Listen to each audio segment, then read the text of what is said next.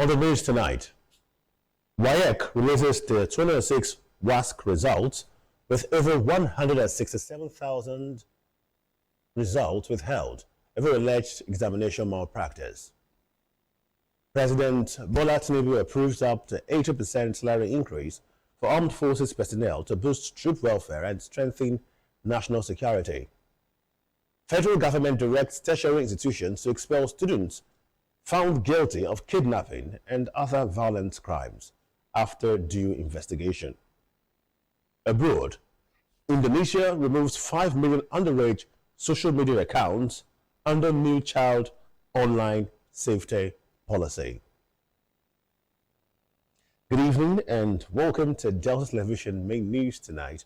My name is Francis Ofulue. Remember, you can always follow our news online on Facebook at Delta Broadcasting Service Asaba and on YouTube at Delta Broadcasting Service Asaba, or simply visit our website www.dbsasaba.com.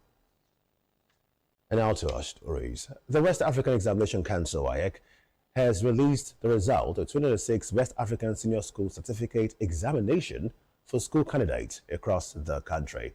The council said candidates could access their results through its online portal using their examination details. It noted that the results reflected the performance of candidates who participated in the examination conducted nationwide. WAEC disclosed that 167,486 results have been withheld over alleged involvement in examination malpractice.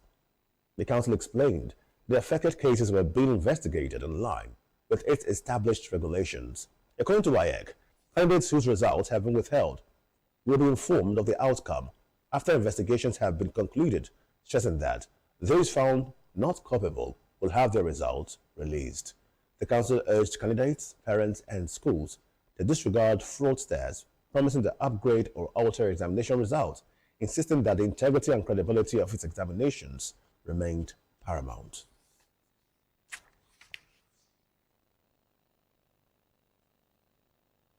President Bola Tinubu has commended the Nigerian Education Loan Fund, NELFund, following the disbursement of more than 303 billion naira in student loans, describing the program as strategic investment in the country's future. The president said the initiative reflected his administration's commitment to expanding access to higher education by ensuring that financial challenges do not prevent qualified students from pursuing their academic goals. President Tinubu noted that the student loan scheme helped thousands of Nigerian students remain in school while easing the financial burden on families and promoting equal educational opportunities across the country.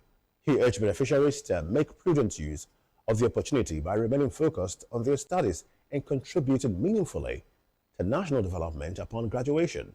The president reaffirmed the federal government's commitment to strengthening NELFund and other education-focused programs, stressing that investing in human capital remains central to achieving sustainable economic growth and national development. The federal government has directed vice chancellors, rectors, and provosts across the country to immediately dismiss any student found after due investigation to have been involved in kidnapping or other violent crimes. The Minister of Education, Dr. Tunji Alausa, gave the directive during a meeting with the Governing Council and management of the Federal University of Lafia in Nasarawa State. He stressed that tertiary institutions must not become safe havens for criminal elements and called for strict enforcement of disciplinary measures. The ministry also directed heads of tertiary institutions to strengthen internal intelligence networks and collaborate closely with the Department of State Services and other security agencies to prevent criminal activities within and around campuses. Dr. Alausa reiterated President Bola Tinubu's directive that government institutions must not negotiate with or pay ransom to kidnappers, noting that such actions only encourage criminality and undermine efforts to combat insecurity. He further announced that security projects, including perimeter fencing and other critical infrastructure, would receive support through the Tertiary Education Trust Fund Intervention Program. He also reaffirmed plans to expand the Energizing Education program to improve electricity supply in tertiary institutions, assuring universities with genuine needs that their requests under the relevant intervention programs would receive due consideration.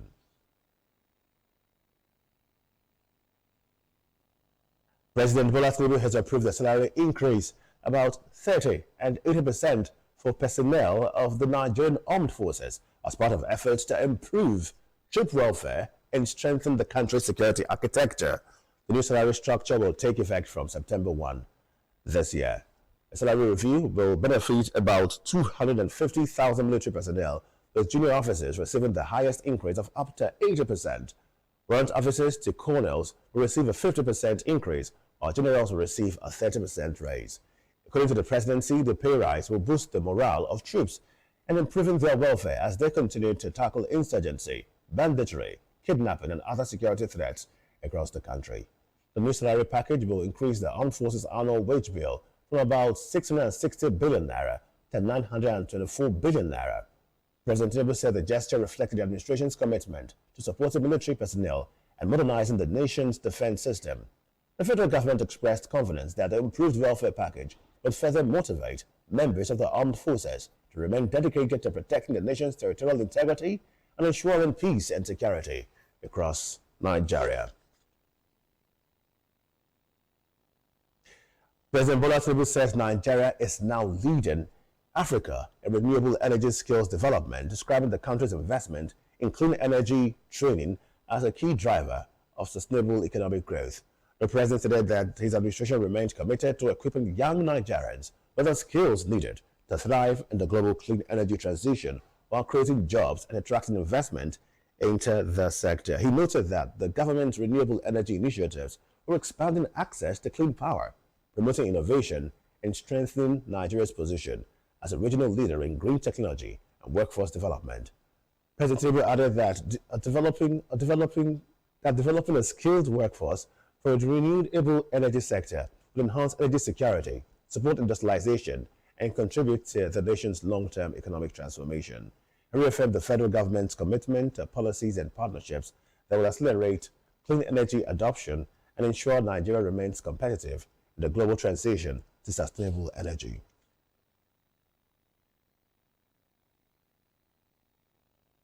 The federal government has reached an agreement with the Nigerian Association of Resident Doctors averting a planned nationwide strike and ensuring the continued provision of healthcare services across the country.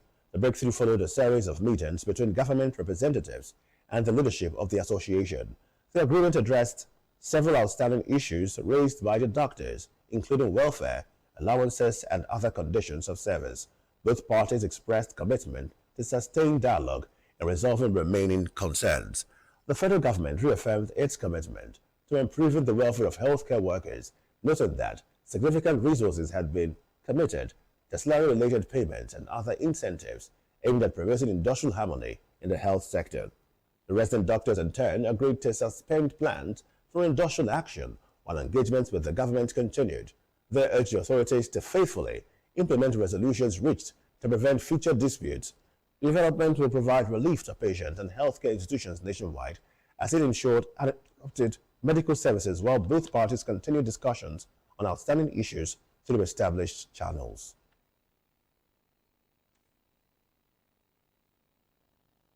The federal government has approved the financing framework and key institutional reforms aimed at accelerating the electrification of health facilities across the country with a target of providing reliable 24-hour electricity to at least 30% of hospitals and health centers by the end of next year. The approval was granted at the third meeting of the Interministerial Steering Committee of the Nigerian Power for Health Initiative, a collaborative program jointly coordinated by the Federal Ministries of Health and Power. The initiative is designed to strengthen healthcare delivery by ensuring uninterrupted electricity supply to medical facilities nationwide. Minister of State for Health, Dr. Isiaq Salako, said the program would be implemented through public-private partnerships with energy solutions tailored to the specific needs of health facility. According to him, the initiative will deploy a combination of solar mini-grids, gas-powered systems, and other sustainable energy technologies to guarantee reliable electricity. Dr. Salako disclosed that energy management teams have already been established in federal tertiary hospitals to oversee efficient energy use, while a dedicated project coordination unit and budgetary provisions have been put in place to ensure smooth implementation. He added that the Rural Electrification Agency has so far installed solar power systems in about 100 hospitals across the country. Also speaking, Minister of Power, Mr. Joseph Tigbe, said the focus would now shift from planning to implementation, expressing confidence that the initiative will significantly improve healthcare services by reducing dependence on generators, especially during emergency.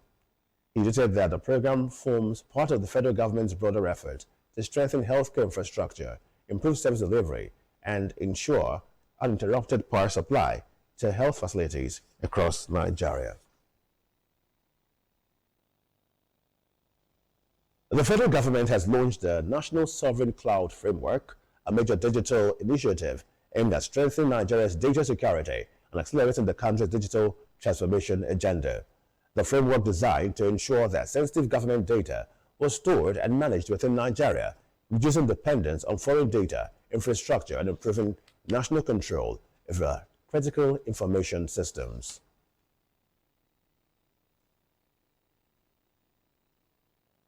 Analysts have raised concerns over the feasibility of launching the proposed ECOWAS single currency, the ECO, by 2027, citing significant economic disparities among member states and persistent challenges to regional monetary integration.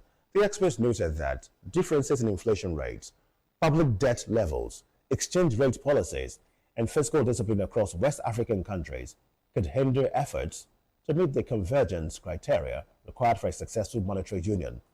They also stressed the need for stronger economic coordination, improved financial governance, and greater political commitment among ECOWAS member states before the single currency can be effectively introduced.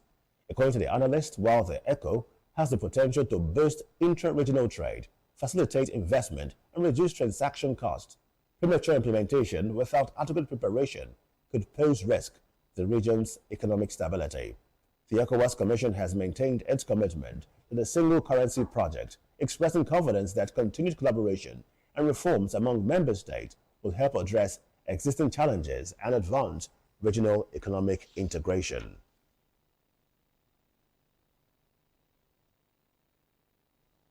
Meanwhile, Guinea has announced that it will not join the proposed ECOWAS single currency, the ECO, becoming the first member state to officially opt out of the regional monetary union scheduled for launch next year. The Guinean authorities said the decision was based on the country's economic priorities and monetary policy considerations, indicating that it would retain its national currency while pursuing its own economic reforms. The move has raised fresh concerns about the future of the ECO project, as analysts warned that the withdrawal of a member state could complicate efforts to achieve greater monetary integration and economic convergence across the West African region. Despite Guinea's decision, ECOWAS has remained and reaffirmed its commitment to the ECO initiative, expressing confidence that continued dialogue and cooperation among member states will advance the goal of deeper regional economic integration.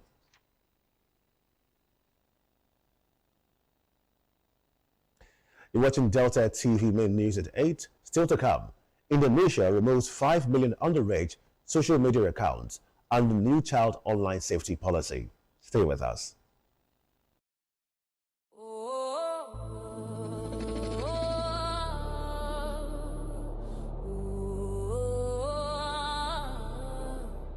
We have a governor who is managing the resources of the state very, very prudently.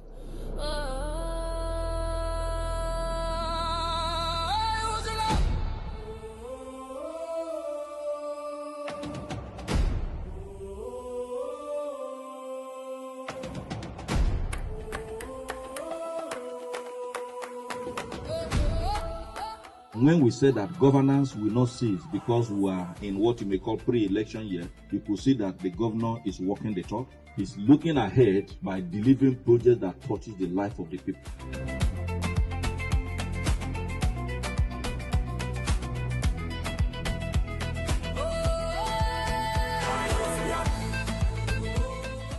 We are doing this supervision and tour of this project because the governor has made it clear that if you fall short of the provisions in the Bill of Engineering, Measurement and Evaluation, we will blacklist you. And we are seeing much more quality work coming in.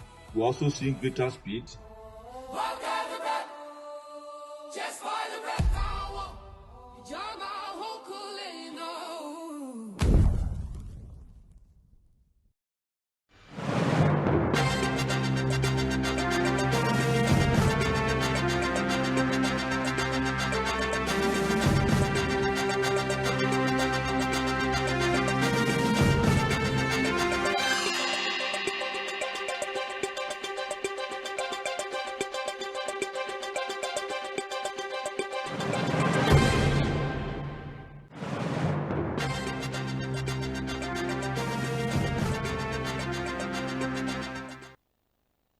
You're watching Delta Television main news at 8. We go straight to the foreign scene where Indonesian government says it has removed about 5 million social media accounts belonging to underage users as part of a new digital child protection policy aimed at improving online safety for children. Authorities said the action will protect minors from harmful online content, cyberbullying, exploitation, and other digital risks, while promoting a safer internet environment for young users. The government noted that the policy required stricter age verification measures by social media platforms and greater compliance with regulations designed to safeguard children's rights in the digital space. Officials also called on parents, schools, and technology companies to work together in monitoring children's online activities and promoting responsible use of digital platforms. Indonesia reaffirmed its commitment to strengthening child protection in the digital age, stating that it will continue to enforce measures that ensure a safer and more secure online environment for children and young people. We'll go straight to business news where the Central Bank of Nigeria, CBN, says the gap between the official and parallel foreign exchange market has narrowed to below 2%, reflecting improved stability in the country's foreign exchange market. CBN Governor Dr. Olayemi Cardoso, represented by the bank's acting spokesperson, Mrs. Hakama Sidi Ali, disclosed this in Abuja, attributing the development to ongoing foreign exchange reforms introduced by the Apex Bank. According to the CBN, the reforms have strengthened the naira against the United States dollar and boosted Nigeria's external reserves to $51.94 billion as of Monday, August 3. The Apex Bank said the official exchange rate closed at 1,362.55 naira to the dollar, while the parallel market traded at about 1,425 naira per dollar. Development, it said, reflected growing confidence in the foreign exchange market and effectiveness of its reform measures. In Sotoko business, Nigeria has reaffirmed its commitment to expanding bilateral trade and investment with Sierra Leone as part of efforts to deepen economic cooperation and promote sustainable growth within the West African region. The federal government said stronger commercial relations between the two countries would create new opportunities for businesses, enhance intra-African trade, and encourage greater private sector participation in key sectors of the economy. Officials noted that both countries are committed to exploring partnerships in agriculture, manufacturing, energy, mining, and other strategic sectors to boost investment, increase productivity, and create jobs. Nigeria also reiterated its support for regional economic integration through the Economic Community of West African States, ECOWAS, and the African Continental Free Trade Area, AFCTA, describing collaboration as essential to achieving shared prosperity. The government expressed confidence that stronger trade and investment ties with Sierra Leone would enhance economic resilience, foster innovation, and contribute to sustained development for both countries and the West African sub-region. And in sports, President Tinubu has congratulated Team Nigeria on its outstanding performance at the 2026 Commonwealth Games in Glasgow, Scotland, commending the athletes for their resilience, discipline, and determination throughout the competition. In a statement, the president described the athletes as worthy ambassadors of the nation, saying their achievement had brought pride and honor to Nigeria while showcasing the country's sporting talent on the global stage. President Tinubu praised the medal winners as well as officials and coaches for their dedication, noting that their commitment reflected the Nigerian spirit of excellence, perseverance, and patriotism. He reaffirms the administration's commitment to sports development through sustained investment in athlete welfare, infrastructure, and programs aimed at nurturing young talents across the country. The president encouraged Team Nigeria to build on its success and continue striving for greater accomplishments, expressing confidence that the nation's athletes would record even greater feats at future international competitions.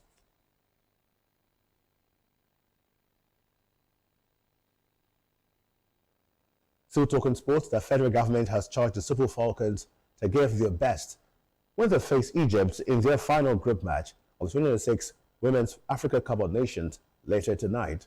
Secretary General of the Nigeria Football Federation, NFF, Dr. Mohamed Sanusi, who was with a team in Morocco, said President Bola Tinubu, the National Sports Commission, the NFF, and millions of Nigerians are firmly behind the players. Dr. Sanusi urged the defending champions to do everything possible to secure victory and qualify for the quarterfinals, assuring them that the National Sports Commission and the NFF would continue to provide the support and support needed for their success. And now, our thought for the day.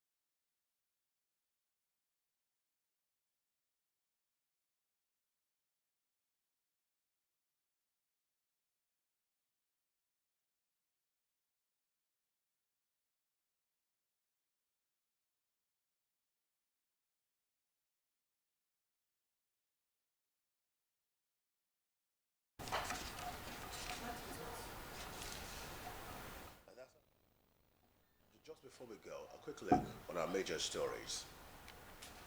The West African Examinations Council, WAEC, has released the results of 2006 West African Senior School Certificate Examination for school candidates across the country. The council said candidates could access their result online through its portal using their examination details. It noted that the result reflected the performance of candidates who participated in the examination conducted nationwide. President Bola Tinubu has approved a salary increase about 30 and 80% for personnel of the Nigerian Armed Forces as part of efforts to improve troop welfare and strengthen the country's security architecture. The new salary structure will take effect from September 1 this year. We reported that the federal government has directed vice chancellors, rectors, and provosts across the country to immediately dismiss any student found after due investigation to have been involved in kidnapping or other violent crimes. The Minister of Education, Dr. Tunji Alausa, gave the directive during a meeting with the Governing Council and the management of the Federal University of Lafia in Nasarawa State. And from the foreign scene, we reported that the Indonesian government says it has removed about 5 million social media accounts belonging to underage users as part of a new digital child protection policy aimed at improving online safety for children. Remember, you can always follow our news online on Facebook and YouTube, both at Delta Broadcasting Service Asaba, or visit our website www.dbsasaba.com. That's the news. Thank you so much for being part of it. I am Francis Ofuluen. Good evening.